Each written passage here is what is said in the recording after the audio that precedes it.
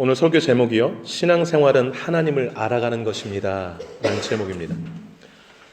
여러분, 신앙생활의 시작은요, 부르심에서 시작됩니다. 내가 나의 결정을 하고 교회에 나오고 하나님을 찾아 발걸음을 한 것 같지만, 신앙생활을 이제 오래 하다 보면 하나님의 부르심이 먼저였구나라는 걸 깨닫습니다. 하나님이 나를 먼저 부르셨구나. 그래서 때가 돼서 내가 결단하게 되고 하나님께 교회에 또 나오게 되었구나라는 것을 깨닫습니다. 제가 태어난 곳이 충청남도 대덕군 기성면 평촌리 375번지예요. 시골입니다. 시골인데 아주 깡시골이에요. 그래서 뭐 아무것도 없어요. 그런데 제가 초등학교 1학년 때 전도사님 가정이 저희 마을로 오셨어요. 그래서 뚝딱뚝딱 교회를 세우셔서 그때 제가 이제 교회라는 것을 알게 되고 교회를 다니게 됐어요. 하나님이 제가 사는 마을에 그 전도사님을 보내지 않았다면 지금 저는 없었을 거예요. 그래서 지금 그 생각을 할 때 그 전도사님, 지금 목사님이신데 너무 훌륭하게 목회를 잘하고 계세요. 김길태 목사님이신데 얼마나 감사한지 모르겠어요. 얼마나. 그 목사님 오셔서 저희 어머님도 예수 믿게 되고 저희 가정에, 아버님은 그 후에 한참 30년 후에 예수를 믿게 되셨지만,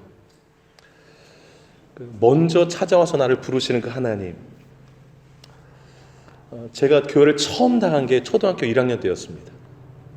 그런데 오늘 우리가 창세기 12장을 보잖아요. 아브라함이 나오는데, 아브라함의 원래 본 이름이 아브람이에요. 근데 뭐 아브라함 발음도 비슷한데 일단 제가 교차 사용해도 그렇게 이해하시기 바라요. 아브라함이 고향이 우르였는데 거기 아버지가 데라예요. 근데 그 아버지 데라가 우상을 섬기는 분이셨어요. 근데 거기서 우상을 섬기고 있는데 하나님이 아브라함에게 나타나가지고 아브라함아, 아브라함아, 너의 고향 친척 아버지 집을 떠나 내가 내게 지시할 땅으로 가라. 이래가지고 그 부르심에 순종해가지고서 그 친척 고향을 다 정리하고 우상 섬기던 거 정리하고 하나님이 가라는 곳을 향해서 막 나아가기 시작해서 가나안 땅까지 오게 됩니다. 그래서 하나님의 부르심을 받고 신앙생활 시작한 때가 아브라함이 75세예요. 75세. 저는 초등학교 1학년 8살 때. 그러니까 하나님은 초등학생도 부르시지만 75세 되신 어르신들도 부르세요. 그런가 하면 교회를 무척이나 핍박했던 사람이 계세요. 사울이라는 이름을 가진 사람인데, 이분이 얼마나 독했냐면 막 하여튼 예수 믿는다고만 하면 쫓아가서 막 핍박을 하는데, 한 번은 너무 성령이 충만한 너무 좋은 교인인 스데반이라는 집사님이 계신데 그분을 막 이제 돌로 쳐 죽이는 일에 앞장섰던 사람이에요.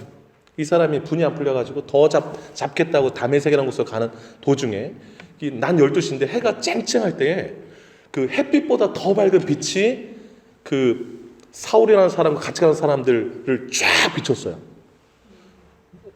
깜짝 놀랐는데 갑자기 음성이 하늘에 들리는데 사울아, 사울아 그러는 거예요. 그 음성 가운데 압도당해가지고서 가던 길에서 그냥 납작 엎드러지게 됐어요.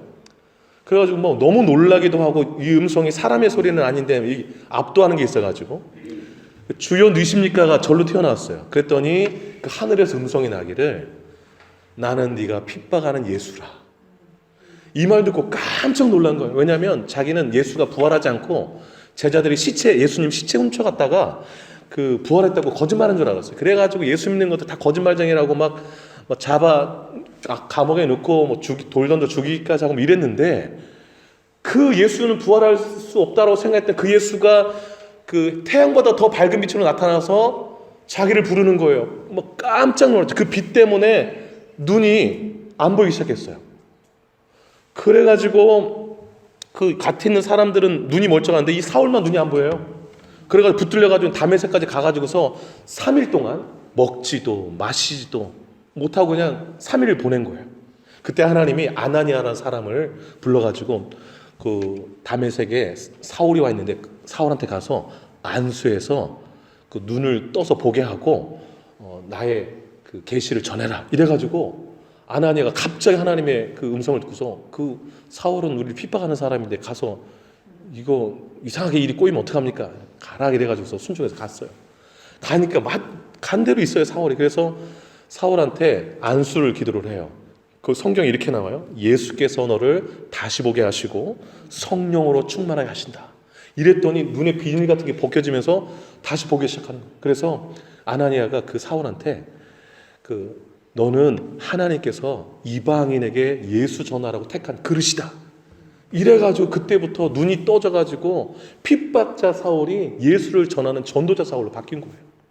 여러분, 하나님이 우리를 부르시는 데는 초등학생도 부르고 나이 많은 75세 이상 되신 어르신도 부르고 교회를 핍박하는 사람도 부르고 다 부르세요. 다. 여러분 여기 오늘 교회에 오시고 교회에 오신 그 순서가 다 다르실 거예요. 30년 되신 분도 계시고. 순서는 중요하잖아. 여기 와 있다는 게 중요한 사실이에요. 하나님이 여러분들을 부르신 줄로 믿으시기 바랍니다. 네. 그 세상에서 축복 중에 축복은 뭐냐? 하나님이 나를 부르셨다는 사실이에요. 하나님이 부르신 사람들은요, 예수를 믿게 하시고 예수를 믿음으로 죄사함 받게 하시고 구원받게 하시고 영성을 얻게 하시고 천국 백성 되게 해주세요. 그래서 하나님이 나를 부르시는 게 축복인 거예요. 축복. 여러분, 하나님 우리를 부르신 이유가 있어요. 왜 부르셨는가? 그 좋은 축복을 나만 누리는 게 아니라 그 복을 나눠주라고 부르신 거예요. 그래서 여러분, 지난번에 우리 12장 살폈잖아요. 12장, 창세기 12장 2절 끝을 한번 보세요. 2절 끝에 너는 복이 될지라, 밑줄을 거저 있으면 별표 하나 더 붙여주세요. 너는 복이 될지라. 이게 아브라함에게 주신 말씀이에요. 75세에 아브라함 부르시고 아브라함아 부르시고 너는 복이 될지라. 이 뜻이 너는 다른 사람들에게 복을 나눠주는 사람이 되라, 이 뜻이라고 제가 지난번에 말씀드렸죠. 이래서 부른 거예요, 우리를. 3절 끝도 한번 보시겠어요? 땅의 모든 족속이 너로 말미암아, 아브라함 너로 말미암아 복을 얻을 것이라. 여기도 체크해 놓으세요. 하나님 우리를 부르신 이유는 땅에 있는 모든 사람들이 우리 때문에 하나님의 복을 받게 하시려고 우리를 부르신 거예요. 믿으십니까, 여러분? 예, 나 혼자 복 받고 천국 가라고 부르신 게 아니라 아직도 하나님 부르심 받지 못하고 구원받지 못하고 그 하나님의 복 받지 못하는 땅에 많은 사람들이 계시거든요. 그 사람들 구원하라고, 그 사람들 함께 손잡고 천국 가라고 우리를 부르신 거예요. 여러분, 예수 믿고 나서 내가 얼마나 부자가 됐는가, 얼마나 높은 권세를 얻었는가, 얼마나 인기 있는 사람이 됐는가, 이건 중요치 않아요. 그렇게 부자 되라고, 높은 자리에 올라가라고, 인기 많이 얻으라고 하나님 우리를 부르신 게 아니에요. 오늘 12장에 명확히 써 있잖아요. 나 혼자 배부르라고 하나님 부르신 게 아니에요. 여러분, 그 신약 성경에 보면 예수님이 많은 기적을 행하셨는데 그 중에 그 보리떡 5개와 물고기 2마리로 5,000명을 먹이시는 기적을 행하신 사건이 나와요. 그 기적을 통해서 예수님이 보여주시는 게 뭐냐면, 예수 믿는 사람들은 거기 보면 이래요. 너희가 먹을 걸 줘라 그랬거든요. 그러니까 제자들이 이 보리떡 5개랑 물고기 2마리밖에 없는데요, 가져와라. 그리고 예수님이 하나님께 감사기도 하고 나눠줬더니 5,000명을 다 먹일 수 있는 기적이 일어난 거예요. 거기서 보여준 게 뭐냐면, 예수 믿는 사람들은 5,000명을 먹일 것을 깔고 앉아있지 말고 그것을 5,000명을 먹이는 인생이 되라, 이걸 말씀하시는 거예요. 여러분, 내가 5,000명이나 먹일 것을 깔고 앉아있는 게 복 있는 사람일까요? 아니면 5,000명을 먹이는 사람이 복 있는 사람일까요?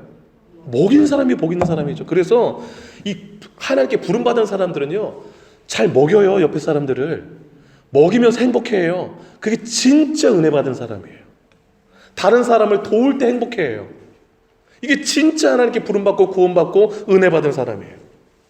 지난주에 그 원데이 다니엘 기도회 광고했잖아요. 그래서 한국에서는 오늘이 주일이니까 토요일, 금요일, 어제, 이제 엊그제 했어요. 근데 우리는 그 녹화한 걸 갖다 수요일날, 이번 수요일 할 텐데, 그 주 강사가 안찬호 선교사님이세요. 이분이 아프리카 케냐에 마사이족이라고 들어보셨을 거예요. 키가 그 남녀 평균 키가 177, 그래서 마루가 하여튼 길어요.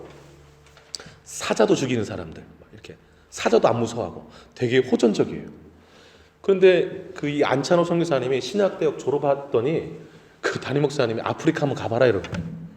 그래서 처음 비행기를 타고 아프리카 가서 이제 그 사람들을 보고서 마음을, 하나님 여기군요 해가지고 짐 싸가지고, 그 부인 되시는 사모님은 간호사셨는데 아들이 2인가 그래요. 그래서 둘 데리고 딱 3일 식량만 챙기고 배낭 챙기고 거길 간 거예요.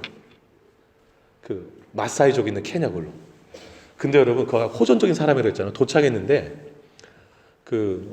이번 주에 간증하겠지만 그 소변을 보고 있는데 너무 이제 3시간 아프리카는 길도 없고 가잖아요. 근데 가다가 너무 소변 매려가지고서 좀 스탑하고서 나 좀 소변 보겠다고 이렇게 했는데 이제 너무 참아가지고 소변을 이제 보는데 이렇게 백미러 보니까 그 운전하시는 도와준 사람 눈이 마주친 거여서 조금만 기다려 이제 다 됐어 이렇게 하는데 그게 가라는 신호인 줄 알고 이 차가 가버린 거예요.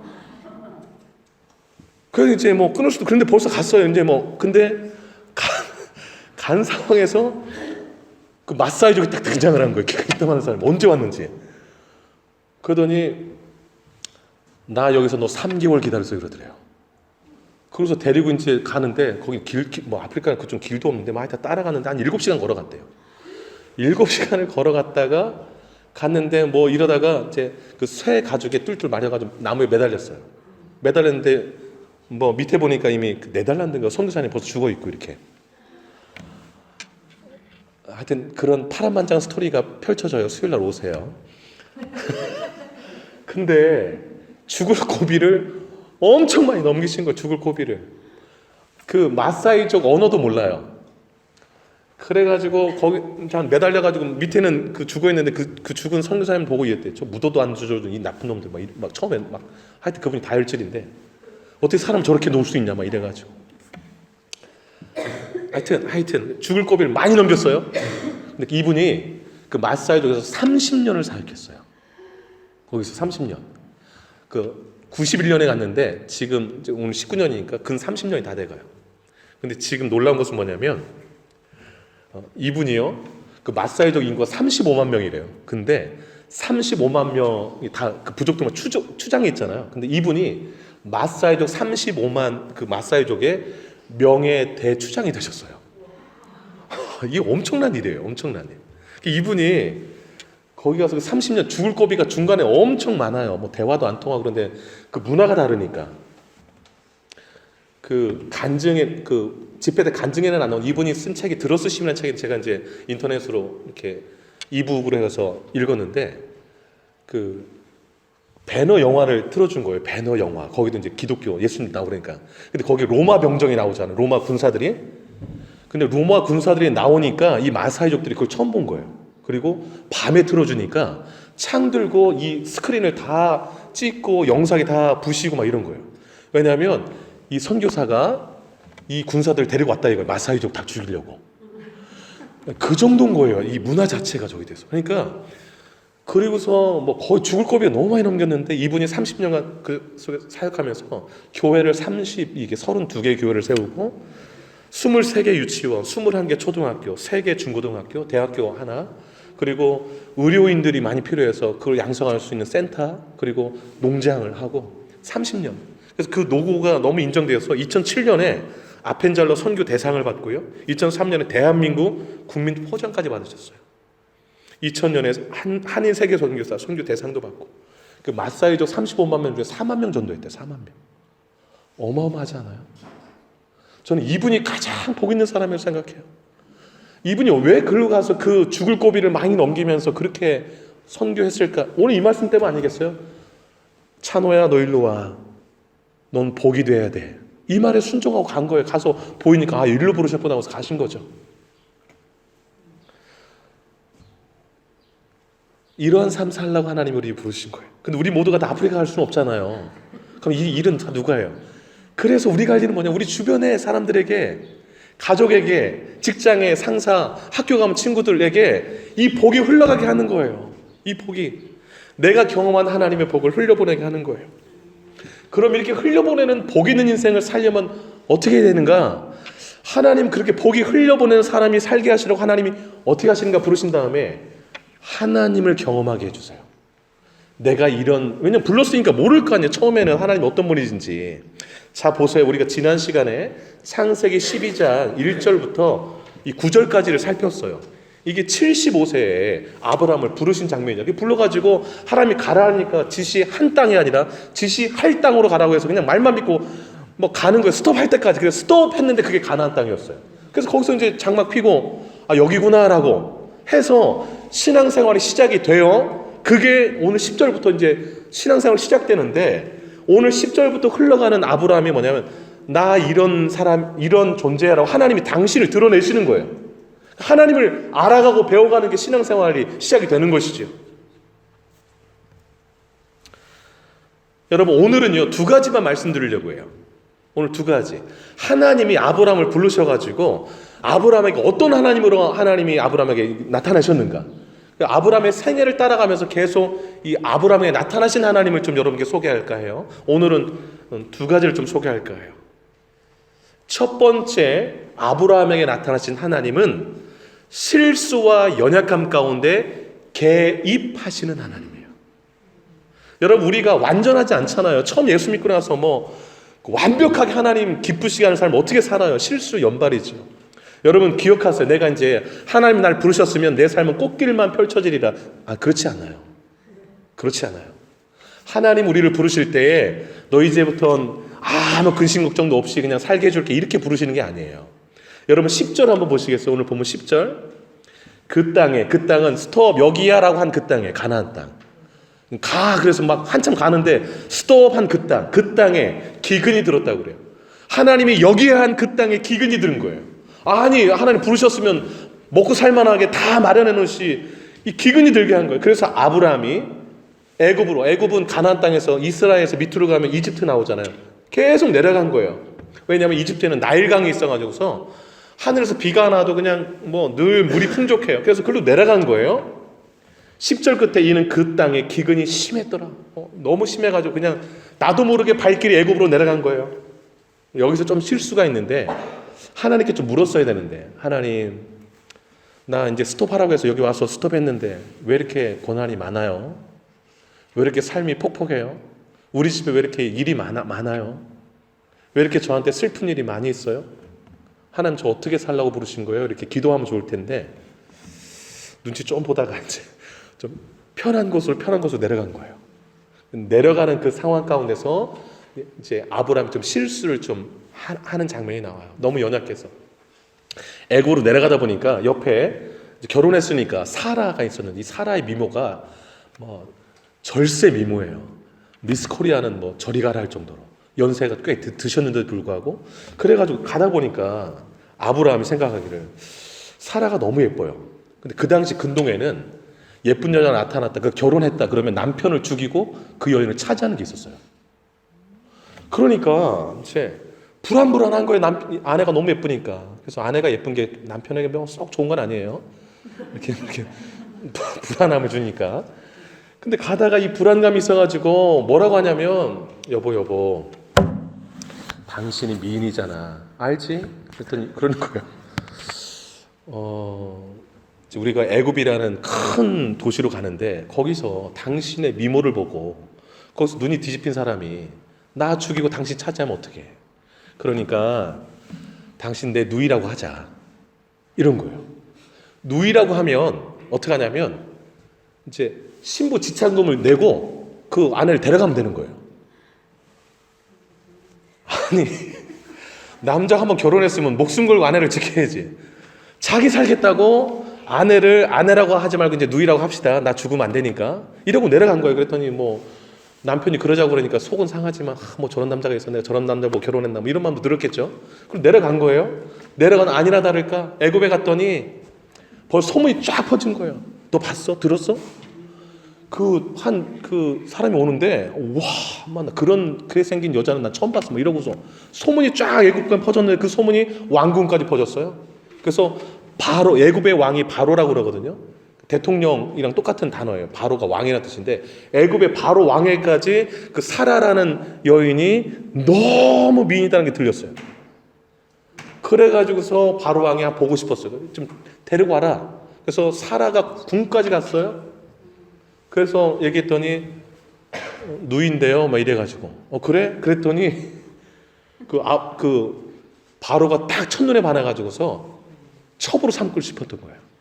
그래가지고 이제 여기 16절 보시겠어요? 그 15, 16절 한번 읽을게요. 15, 16절 읽어봅니다. 시작.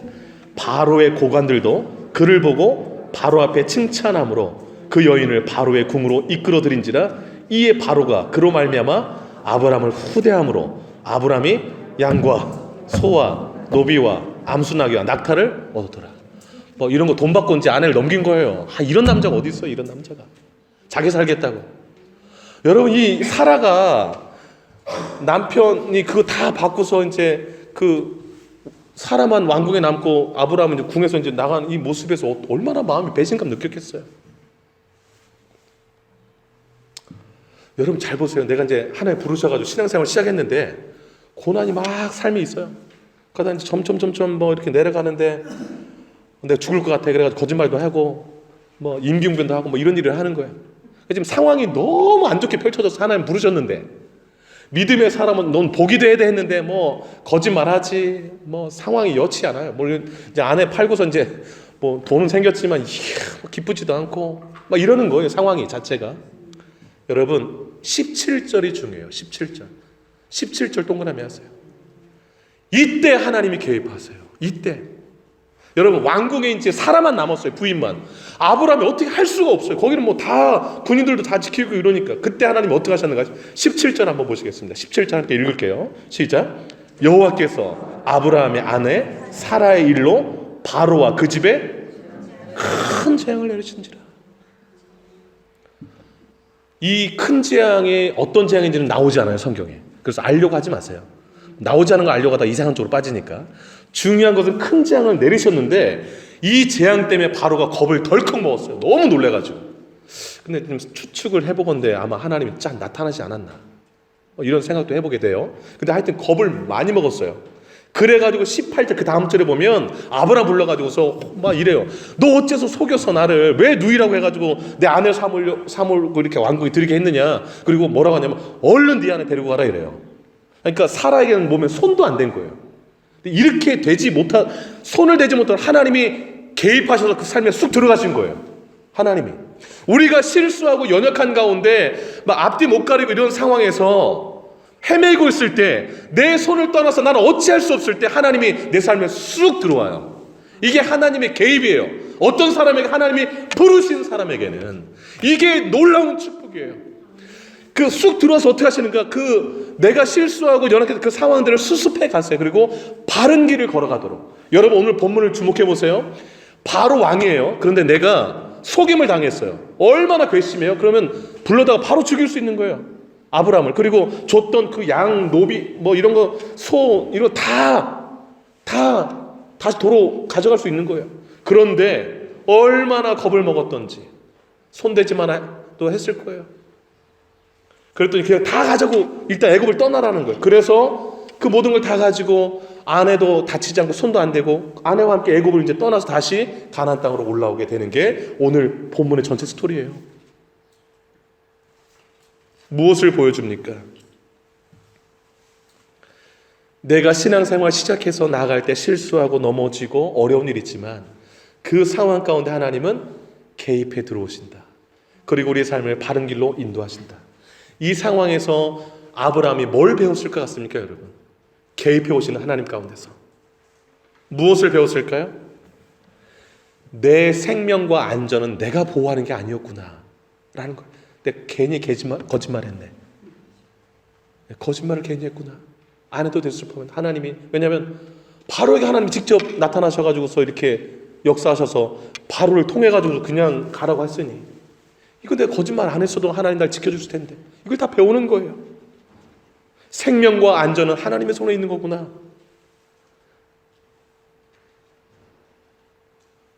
내 실수와 연약함을 뛰어넘어서 하나님 내 삶에 들어오시는구나. 이런 걸 배우는 거예요. 그러니까 하나님을 경험해가는 것이죠. 하나님 불렀으니까 이제 하나님이 어떤 분인지 배워가야 되잖아요. 이거 다 하시는 거예요, 하나님이.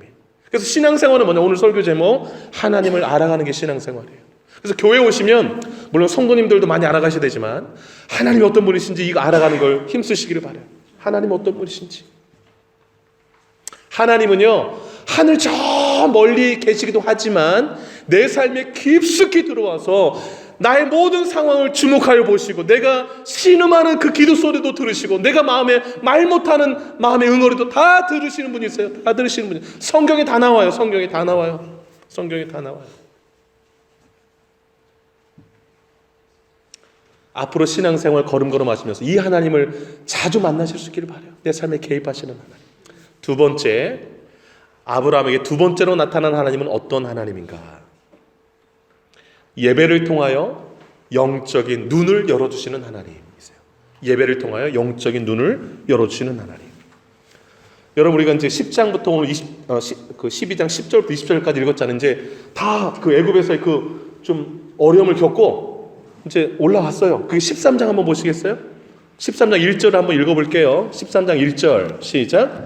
아브라함이 애굽에서 그와 그의 아내와 모든 소유와 롯과 함께 네겝으로 올라가니, 이제 가나안 땅 그 밑에 지방 거기까지 올라온 거예요. 그래서 2절도 한번 읽으시겠어요? 2절. 아브라함에게 가축과 은과 금이 풍부하였더라. 여기에 미소 짓고 눈이 번쩍하면 안 돼요. 그렇지. 이제 나오는구나. 뭐 이렇게. 부르셨던 인재 주시네. 가축, 은, 금, 풍부, 좋아. 이러면 안 되는 거예요. 여기 눈이 번쩍하면 안 되고 그 밑에 4절에 눈이 번쩍하셔야 돼요. 4절에. 이제 풍부했는데 이제 어디까지 또 올라가냐면 3절 한번 읽을게요. 3절 시작. 그가 네게브에서부터 길을 떠나 베델에 이르며 베델과 아이 사이 곧 전에 장막 쳤던 곳에 이르니 그랬어요. 그럼 내려가다가 이제 장막 쳤던 어떤, 근데 베델 그 근방이죠. 거기에 장막을 친 거예요. 여러분, 베델이라는 뜻이 하나님의 집이라는 뜻이에요. 이름, 그 베델, 엘은 하나님, 벳은 집, 하나님의 집 이 뜻이에요. 히브리어로. 거기에 이제 장막을 친 거예요. 장막을 치고, 잘 보세요. 지금 이 애굽에 한번 내려갔다 온 게 가슴을 한번 싹 쓸어내는 일이잖아요. 그래서 딱 올라와서 이제 다시 스톱, 여기가 했던 그 땅으로 온 거예요. 와서 이제 거기 다시 장막 딱 피고 제일 먼저 한 일이 뭔가? 4절을 한번 읽겠습니다. 4절 동그라미 하시고 4절 읽겠습니다. 시작. 그가 처음으로 제단을 쌓은 곳이라. 그가 거기서 여호와의 이름을 불렀더라. 아멘. 처음으로 동그라미 하세요. 거기 처음으로라는 단어. 여러분, 아브라함이 처음으로 제단을 쌓았더라 이 말은 예배했더라 이 뜻이거든요. 그 예배하려면 그 제물도 드려야 되니까 그 단에다가 4절 끝에 여호와의 이름을 불렀더라. 우리가 이제 예배당 오면 뭐 나팔불 찬양도 하고 하나님의 이름도 부르잖아요. 그게 예배잖아요. 그 예배했다는 거였거든요. 근데 여러분, 아브라함이 처음으로 제단 쌓고 예배한 곳이 베델이 아니에요. 어딘고 하니? 세겜이에요. 세겜. 12장 6절 한번 보실까요? 12장 6절. 6절 한번 읽겠습니다. 시작. 아브라함이 그 땅을 지나 세겜 땅, 거기 체크하세요. 세겜 땅 모래 상수리 나무. 여러분, 모래라는 말이 그 히브리어로 여기야라는 뜻이에요. 그래서 거기 상수리 나무가 많은데 상수리 나무 중에서 하나님이 여기야라고 거기에 모래 상수리 나무 이렇게 한 거예요. 여기 상수리 나무 이런 뜻이에요. 거기에서 이르니 그때 가나안 사람이 그 땅에 거하였더라. 7절 한번 읽을게요. 시작. 여호와께서 아브라함한테 이르시되 내가 이 땅을 내 손에 주시라 하신지라. 자기에게 나타나신 여호와께 그가 그곳에서 제단을 쌓고 밑줄. 그 제단이 어디에? 세겜 땅. 근데 13장은 지금 무슨 땅이에요? 베델. 베델과 세겜은 50km 떨어져 있어요. 지금 여기 그 8절 한번 읽을게요. 8절 12장 8절 시작. 거기서 베델 동쪽산으로 옮겨 장막을 치니 서쪽은 베델이요 동쪽은 아이라. 그가 그곳에서 여호와께 제단을 쌓고 여호와의 이름을 부르더니 점점 남방으로 옮겨 갔더라. 근데 이 세겜에서 제단을 쌓고 하나님께 예배했는데, 예배한 이유는 뭐냐면 자기에게 나타나신 하나님께 예배했어요. 7절에 나타나신 여호와께 좀 체크해 놓으세요. 나타나신 여호와께. 그런데 오늘 이 13장 4절에 이 처음으로 제단을 쌓았다라고 하는 이 베델 이쪽에 있는 이 제단은 그 애굽에서의 사건을 기억하고 하나님께 회개하며 감사하며 재헌신하는 예배를 드렸다라는 거예요.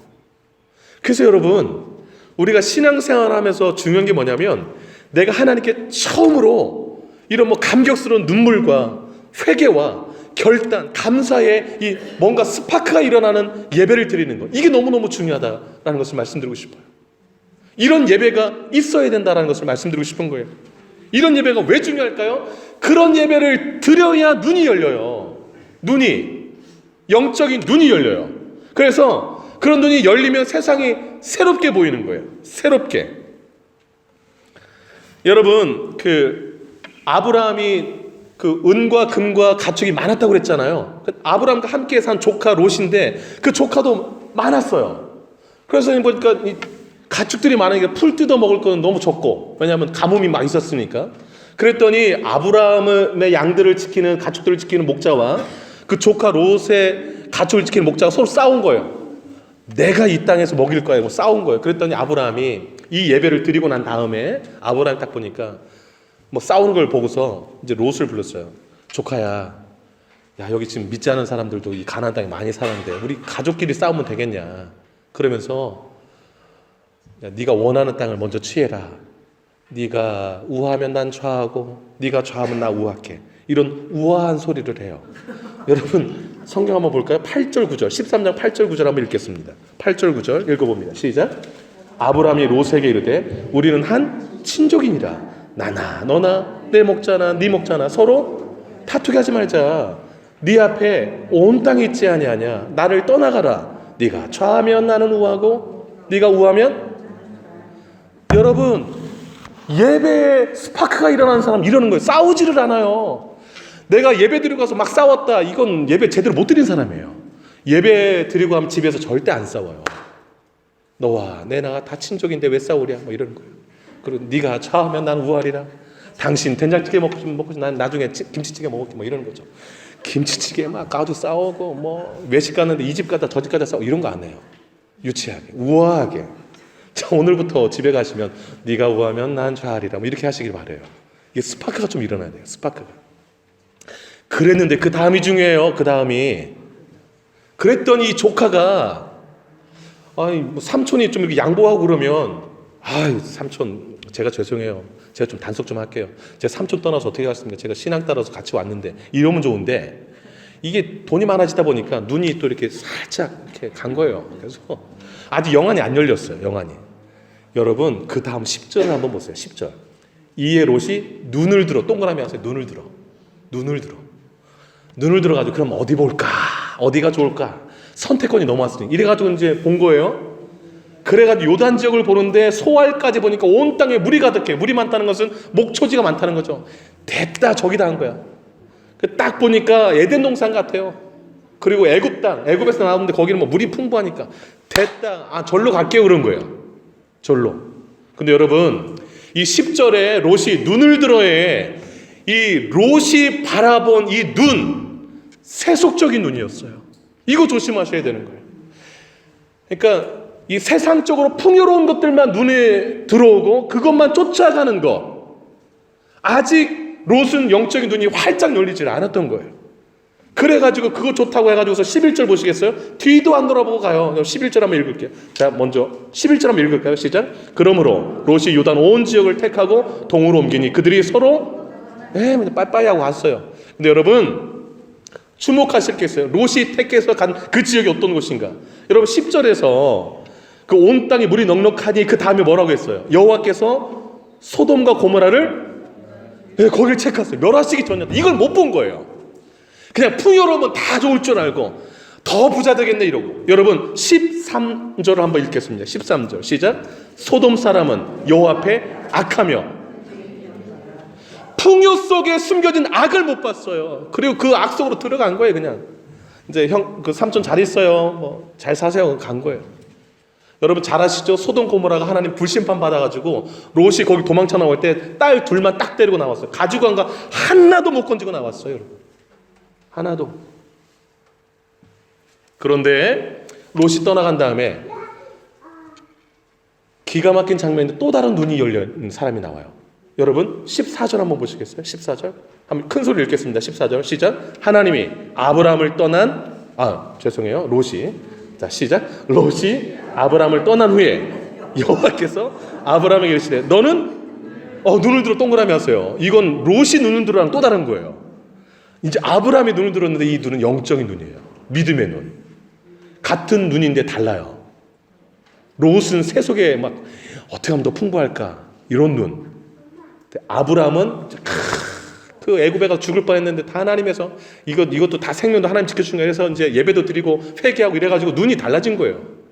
그 눈으로 보라는 거예요. 자, 눈을 들어. 시작. 눈을 들어 너 있는 곳에서 북쪽과 남쪽과 그리고 동쪽과 서쪽을 바라보라.